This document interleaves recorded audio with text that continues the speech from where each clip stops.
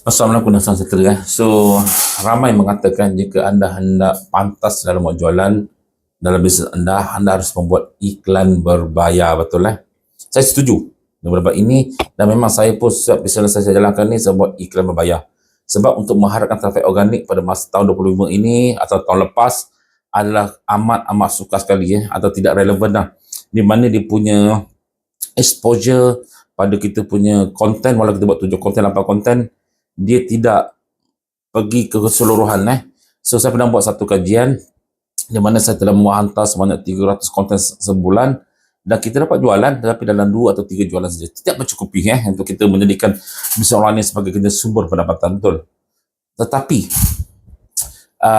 kos untuk membuat sebuah iklan bayar ni adalah tinggi sedikit pada tahun 2025 ini. Dahulu jika kita membuat sebuah iklan berbayar sekadar RM5 ke RM10, boleh jalan, mampu buat jalan. Tapi kini minimum, at least minimum adalah RM20.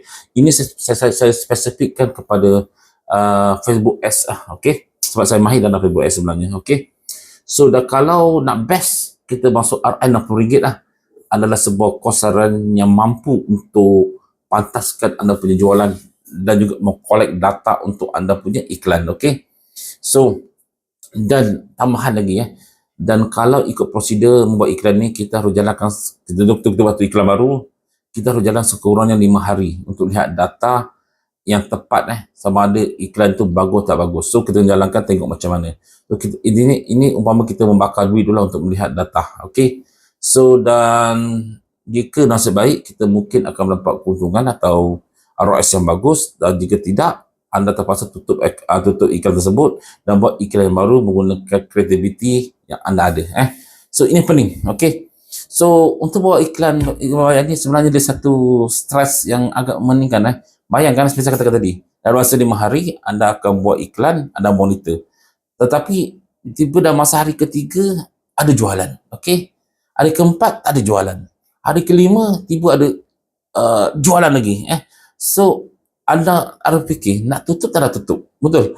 Iklan tersebut bagus ke tak bagus? So anda kena jalankan lagi 2-3 hari untuk lihat konsistensi iklan tersebut. So anda kena monitor lagi, betul? So artinya inilah masalah yang timbul dan yang paling tak best apa tu, okay?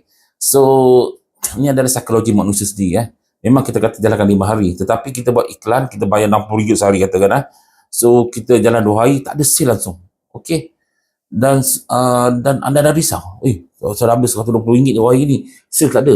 Tapi kita tahu, kita perlu jalan testing dalam masa 3 hingga 5 hari lah, biasanya lah 5 hari the best untuk melihat bagus tak bagus iklan tersebut, betul? Dan tapi masa 2 hari kita dah risau, kita tutup. Ini masalah yang sering dilakukan oleh semua orang kata yang baru menceburi bidang Facebook Ads ni. So anda risau, tapi anda tak cek data. Tapi ini ada psikologi. Sama seperti saya lakukan dahulu lah. Okay. So sebab kita buat postingan yang harus ambil kira agar kau sekiranya dapat menampung anda punya kos untuk produk anda. Dan biasanya benda-benda macam ni pemain baru PBS akan buat kesilapan yang besar ni lah. Okay. Dan bila anda dah lama pula bermain dengan Facebook Ads ni, anda kata kos untuk budget harian anda akan meningkat. Tak main lagi RM60 atau RM20, tak main lagi dah. Anda akan shoot terus lebih kurang RM200 sehari.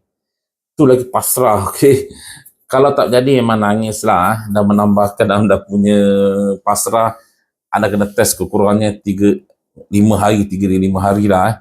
Dan jika anda dah lama main benda ni lagi, orang kata mengikut prosedur kita harus test at least kekurangannya, sebab kita main RM200 dah, okay? Kita tak boleh test satu iklan, kita kena test ada at least 3 hingga 5 iklan dengan kreatif yang berbeza-beza untuk lihat yang mana yang terbaik. So artinya dah satu hari kamu akan hilang kalau 5 iklan untuk test kreatif yang mereka kreatif, 1000 satu hari hilang, macam tu saja. Kalau the sale is okay lah, okay? Ini adalah stres yang kita alami apabila main dengan iklan bayar lah. Tapi ada manisnya juga kadang-kadang kita punya ROS kita 4 kali naik kenyang perut kita, betul? Tapi jarang-jarang berlaku lah pada masa kini. Facebook Ads masih lagi orang kata kena bijak lah menggunakannya lah. Dia result dia tak konsisten sebenarnya, tapi dia masih boleh untuk menjana penonton anda. Dan saya bisa menggunakan WebS sehingga kini tu sebab itu saya kerapkan nasihat pada semua pemain iklan bayar. Main modal kecil dulu, RM20, dan jalankan lama sikit. Bila RM20, anda dapat result tu lama lah. Betul, mungkin akan jalan 7 hari kot. So, sebab orang dah kecil. Algoritma tu nak ambil masa nak belajar tentang produk anda dan audience anda lah. Itu yang saya nasihatkan. Tahan hati, jangan tutup. Jangan tutup dulu. Tengok macam mana, fahami mana hold rate, hook rate, dia punya outbound click dia, tengok dia punya CPM, CPR dia, tengok monitor, boleh tak jalan. Kena faham tu semua juga lah, okey. Hati kena cekal, okey. Jangan kejap-kejap, ubah. Kejap, ubah. Sabar dan tunggu data.